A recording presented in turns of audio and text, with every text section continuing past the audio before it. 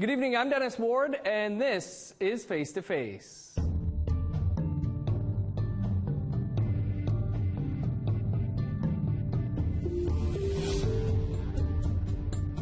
Our guest this week is Blaine Wiggins, the Executive Director of the Aboriginal Firefighters Association of Canada. Wiggins has led regional and national organizations in an effort to bring awareness to gaps in First Nations fire and emergency services. In a one-month span earlier this year, 9 people, mainly children, have died in house fires on First Nations in Alberta, Manitoba, and Ontario. Blaine, thanks so much for being with us here this week. Thank you for having me. It's great to continue this dialogue in a national forum.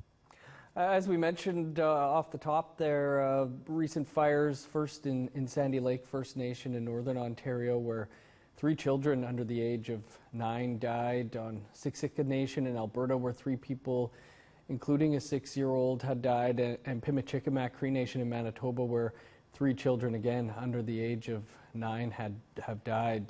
This is all just within a little over a month now. We hear and know that fatal fires are too common in First Nations, but can you give us an idea just how common? That's a great question, and we wish we really knew the deep statistics, and the reality is we don't have them. One of the things we haven't been doing within the First Nations communities, similar to our provincial and territorial counterparts, is doing really adequate incident tracking and cause and determinations to identify why the fires are happening. The good news is, for the first time, we've started publicizing cause and determination fires, especially where there were major incidents of loss of life, so that we can actually put out safety bulletins related to those incidents. It's never happened before. And so I think right now we've got, we published our first one earlier this year. We have 6 more pending, which is unfortunate, but we're continuing to play catch up. But it's the data that we really need to capture to identify and keep mitigating and keep working on the fly. So obviously pretty critical to start, capturing this data, taking track of what's going on out there then. Absolutely. And given the environment's never, First Nations communities have never been required to report fire incident data specifically for fire incidents. There has been data captured previously around capital asset reporting as part of the federal government's normal policy process and capture data, but we've never really looked at it from this angle. Once we do, we can then do things like targeted mitigation for the issues that we're finding. I'll just use an example. The Department of National Defense, the military, when they have a fire on one of their bases, they go and look at every house on every base to ensure that same issue isn't present. And so, use an example. They had a dryer fire a couple of years ago, and they found 20 instances where that same condition could have led to a fire. So it really is around that prevention piece that we need to get into place. Yeah, that would be great to have house-by-house checks like that. Blaine, what are some of the driving factors behind these fatal fires? So the number one issue is the behavior of the individuals that are in homes. If we can't change that, if we can't support it through education, no matter how much effort that we do, that won't change the risk of mitigation. Just basic things, having smoke alarm. But that leads to, again, when we start comparing ourselves to, provincial territorials, Fire Protection Acts require that. We don't have a National Fire Protection Act that requires, something as simple as a smoke alarm to be in every house.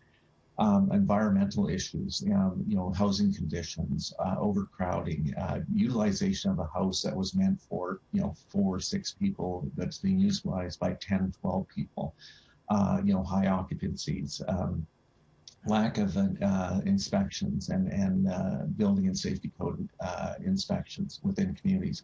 So there's a whole range of suites that kind of drive right back to the risk, and how high that risk will be. and what we can change. So we can change certain things, but we know unless we get that effective fire prevention and education strategy, we will never stop fires from happening. There's so many systemic issues around that. I mean, one of the emerging ones is our climate and climate change. And, the risk of forest fires now, we've seen that for the first time in Lytton, BC, where forest fires, coming so rapidly and not having that just as part of our behavior. What do we do when that happens? And I was previously in Australia when 200 people died in a fire, or in fires, multiple fires. Again, is around that lack of having that adequate decision and having those planning pieces. And it really is simply plan and practice. That's kind of the key to fire education. Gonna dig into a number of the things that you mentioned there, but if we know what the problems are and the solutions, why aren't we seeing them enacted? It's a big regulatory and political gap where it really is hard. I mean, there's some great things that have happened around, reconciliation and self-determination. So, the federal government obviously is not in a place now where they just want to enact legislation, and that's why our position, National Fire Protection Act, really needs to be driven by First Nations leadership. So it's got to be a legislation that is built for First Nations by First Nations. And yes, the federal government has the capacity to enact it. But I think that there has to be that collaboration there in order for us to get those first steps going. And then, the other aspect around, infrastructure and maintenance of infrastructure. Again, no standards, no regulatory standards around that. The federal government has a policy requiring buildings to be built to a national or provincial building code.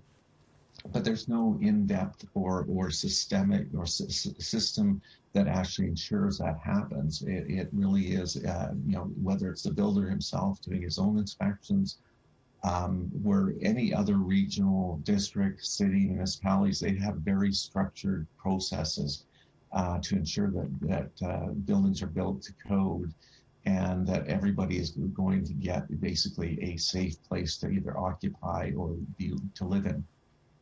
Blaine, can you maybe explain, your role and the association's role in all of this? Absolutely. So the AFAC started off really as a volunteer group that really wanted to change, change what was happening within First Nations communities, especially around fire safety. Over the years, we evolved and we looked at different issues and how they were impacting. I think the pivotal change for us came about 8-10 years ago when the question of money and more resources kept coming to the forefront. We asked ourselves, would more money make a difference, or would we just be spending more money not fixing the problem? And we recognize money, yes, the resources will help, but unless we have the structures that are in place, that needs to make a difference. So one of the things that wasn't in place was an Indigenous Fire Marshal Service. So the organization is going through this, has been working on this project for several years now, 3 years, to build a new organization that has encompassed and worked with both First Nations, Inuit, and Métis National Council to ensure that we have, because the issues and challenges within Indigenous settings are very similar. And so we wanted to work with this collectively because some organizations like the Nunavut Fire Marshal's Office is doing a great job. They still have systemic challenges, but there's opportunities there to share information. The other challenge is that the federal government has operated on a region by region basis. So especially south of 60, we're not seeing programs and services that are really well developed, spreading across the First Nations, across Canada, because that silo type of approach. So this the new organization, the National Indigenous Fire Safety Council, is meant to do that, is ensure that the standards are there, that the programs and services are there for all First Nations communities, that we're taking the best practices that are already there, not trying to rebuild or redo something that's already been invented, and then start working collectively with First Nations to develop standards. So bringing those pieces together, but from a First Nations perspective, and working closely with the federal government, Public Safety Canada, CMHC, there's so many different groups that we have to work collectively with. Other national fire agencies like the Canadian Association of Fire Chiefs, Canadian Council of Fire Marshals have been very involved in this initiative to ensure that we're not doing this in isolation. National Fire Protection Association, the standards group, we've been going to them for advice for many years.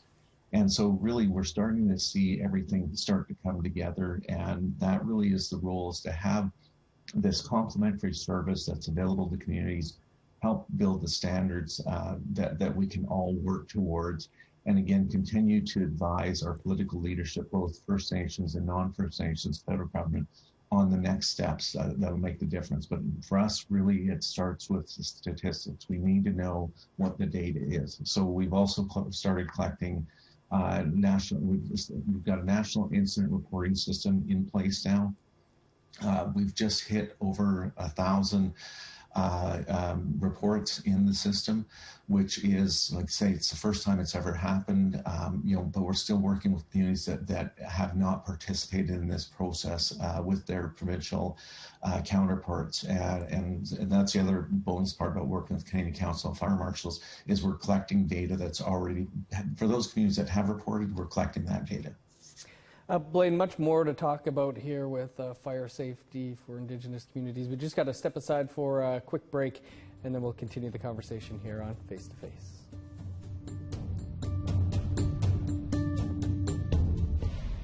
Welcome back to Face to Face. Our guest this week is Blaine Wiggins, the Executive Director of the Aboriginal Firefighters Association of Canada, and we've been talking about a series of deadly house fires we've already seen this year, and the long-term challenges with this. Blaine, what role does housing play in all of this? Huge. The housing conditions are such a critical role in including the behavior of those that live in the houses. So, housing, how the houses are built, how they're maintained, access to other services like wet inspections, those that inspect wood burning appliances, just general access to a hardware store that we all take for granted, especially for rural remote communities, to do that basic maintenance on a house. All of these factors really do compound themselves as part of those linkages, and especially as simple as working smoke alarms. Overcrowding of houses, that's certainly, an issue that we need to do more research on. And one of the simplest components is if a house is designed for, a normal family of 6, but is being utilized by 12, that puts strains on the systems of the house themselves, everything from the heating, plumbing, circulation, air circulation, living and sleeping rooms, how many people should be in them, access, egress. So the housing themselves does play a huge factor in this. And again, it's the research that we still need to do that we haven't done to identify where at the programs and services that we implement that will mitigate, the highest risks. Often we hear access to water can become an issue when battling a blaze. Can you talk about that? I mean, we're dealing often with remote locations here. How much of an issue is infrastructure like access to water? It's a huge issue. I mean, obviously the challenges with the Water Act. I mean, obviously, first and foremost, safe drinking water, hugely important. But the fire prevention and fire planning and the standards that fire departments have, the equipment that they have, it's a huge factor, and we don't really have any quote unquote standard to go to relative that connects the reality of a community with the funding options that are available for that community. So we find that and we've been working with the federal government on this. We just recently produced a research report on apparatus and types of apparatus, which would include tankers to address communities that are on wells or on cisterns, and that shuttling service, which is a normal part of any rural fire type of service. But yes, needed hydrant flows, even for communities that have hydrants, ensuring that, we're doing those maintenance checks to ensure the flows are there, ensure the buildings, when usually municipality, if they're building something large, they'll do a plan before the first piece of earth is ever moved, to ensure that that proper firefighting and fire protection capacity is there. As simple as is the fire flow there in the hydrant? Can the fire trucks drive up the grade to access the standpipes? These little simple things are, again, part of the bigger gaps that don't happen normally within First Nations communities. So, if when I've been in conferences with First Nations, we talk about, pre-planning, it's lost because it just doesn't happen. And if it does happen, it usually happens with engineers who aren't in the community that are just doing that.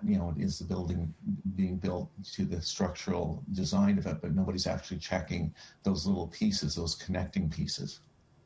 There was a report from the Ontario Coroner's Office the last year that found the feds provided roughly $48,000 per First Nation for fire safety. That's not even the salary of one firefighter here in the city of Winnipeg. What do you make of that funding, and where should we be with this? Well, part of the challenge is again,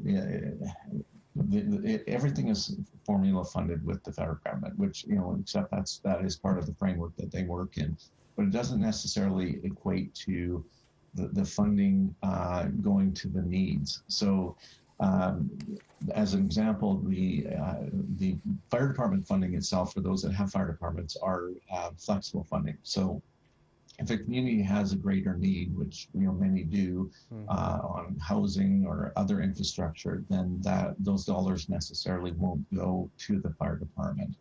So that's one of the things that we're encouraging is that the fire department funding, public safety funding, be moved to comprehensive where it can't be. It has to be utilized for that, and that's a big start. And the other issue is, again, it's assessing through a standard of what type of fire services, what type of infrastructure is needed. And for many years, both communities and the federal government focused on suppression.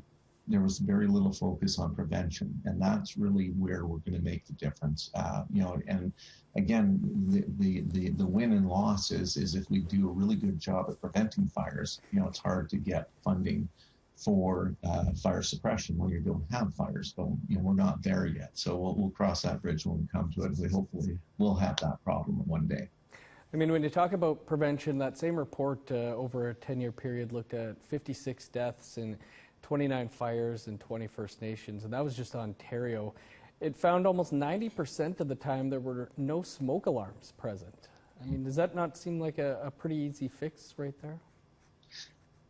It is a pretty easy fix. It's just having, the funding and the capacity to ensure that happens. So one of the programs we started it's a home safety assessment, and a part of that, we want to actually roll that program into a joint smoke alarm installation process. So where we identify deficiencies in a home, including a smoke alarm, we follow that up with the installation. One of the things that we would like to move to, two very simple fixes that would address moving forward is all First Nations homes be built with hardwired smoke alarm, smoke detectors, and that they be sprinkled. And that would solve a huge amount of problems moving forward, versus us trying to figure out how to keep band-aiding that solution. But in the interim, yes, running a home safety assessment, which I think is fantastic, and really part of that home safety assessment is not about coming in and just identifying things. It's actually working with the occupants and doing that training piece and that capacity piece. Our home safety assessments, we also, if we identify a mold issue as an example, we automatically flag the environmental health officers so they can do some further work with the home. They, on the other hand, are doing the same thing. If they identify, some deficiencies around fire, not working fire alarm, smoke detectors, they flag us so that we can do the same. And again, really, it's working with the community capacity, the fire departments, the building officers within the communities. Some of them are doing great. And again, we want to share those stories, but I can guarantee you, if we did some analysis on communities that have really rigid bylaws around having smoke detectors and home safety assessments done, and those that don't, we would see that correlation of much reduced fires, much reduced deaths, and that risk mitigation just by the community's approach to that. So I think there's an opportunity, and there is an opportunity for every First Nation to adopt a bylaw that would actually put in place anything that was in a Fire Protection Act. So as simple as you must have a working smoke alarm, and it's checked by the community itself. Blaine, more to talk about here. We do just have to step aside for one more quick break, and then we'll continue the conversation here with Blaine Wiggins. Stick around.